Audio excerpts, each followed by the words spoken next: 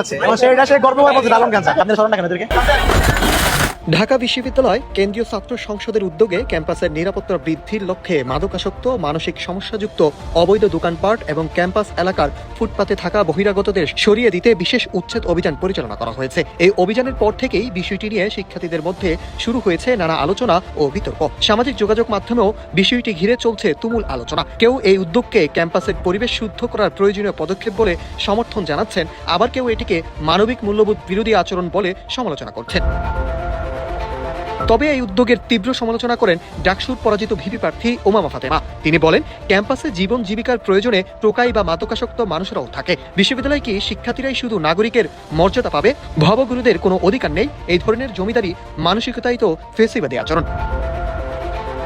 ডাকসুর কার্যনির্বাহী সদস্য আফসানা আক্তার পাল্টা প্রতিক্রিয়ায় বলেন, এটা বিশ্ববিদ্যালয়ের ক্যাম্পাস, আশ্রয় কেন্দ্র নয়। ভবঘুরে মানুষের আবাসন নিশ্চিত করবে রাষ্ট্র।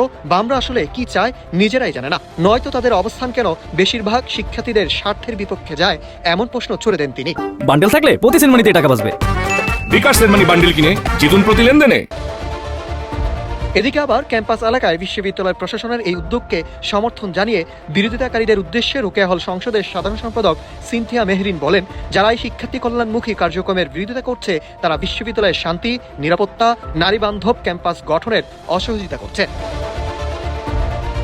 একই সুরে কবি জসিমউদ্দিন হল সংসদের ভিপি উসমান গনি অভিযোগ করেন, বামপন্থীরা বহিরাগতদের পুনরায় ক্যাম্পাসে ফিরিয়ে এনে পরিস্থিতিকে আবারও অনিরাপদ করতে চায়। তারা নারীদের স্বাধীনভাবে চলাফেরাকে বাধা দিতে চায়। অন্যদিকে কবি সুফিয়া কামাল হল সংসদের ভিপি সানজানা চৌধুরী রাত্রি বলেন, টিএসসি মেট্রো স্টেশন থেকে হাইকোর্ট মোড় কিংবা শিক্ষা ভবন থেকে হলের ফুটপাত পর্যন্ত অসংখ্য ভবঘুরে মাদকাসক্ত নেশাখোরদের আখড়া। শিক্ষার্থীরা প্রতিনিয়ত আতঙ্কের মধ্যে চলাফেরা করে। এই বাস্তবতা থেকে মুক্তি পেতে প্রশাসনের এমন পদক্ষেপ সময়োপযোগী।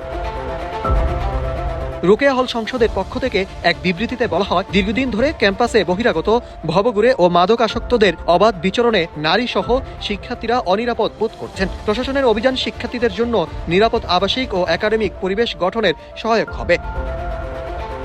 এদিকে বিষয়টি নিয়ে ডাবির অ্যাকাউন্টিং অ্যান্ড ইনফরমেশন সিস্টেম বিভাগের অধ্যাপক সাইফুল ইসলাম বলেন, ঢাকা শহরের সবচেয়ে পরিচ্ছন্ন এলাকা ক্যান্টনমেন্ট, কারণ সেখানে শৃঙ্খলা আছে। তবে ডাবি ক্যাম্পাসে মেট্রো স্টেশনের পাশে অঘোষিত কাঁচা টয়লেট, ময়লার ভাগাড়, হকারদের উৎপাত, এমনকি মাদকের উপস্থিতি নিয়মিত দৃশ্য। প্রশাসন ও ডাকসু যখন এই বিশৃঙ্খলা রোধে উদ্যোগ নেয়, তখন কেউ কেউ মানবাধিকার ও চায়ের দোকানের অজুহাত দেখায়। ঢাকা বিশ্ববিদ্যালয়ে নিরাপদ ও শিক্ষার্থী বান্ধব ক্যাম্পাস গড়ার লক্ষ্যে পরিচালিত এই উচ্ছেদ অভিযানকে ঘিরে এখন একদিকে সমর্থনের ঢেউ, অন্যদিকে তীব্র বিরোধিতার ঝড়। কেউ দেখছেন এটি শৃঙ্খলা ও নিরাপত্তা প্রতিষ্ঠার প্রয়াস হিসাবে, আবার কেউ দেখছেন মানবাধিকারের সীমা অতিক্রমের ইঙ্গিত হিসাবে। তারপরও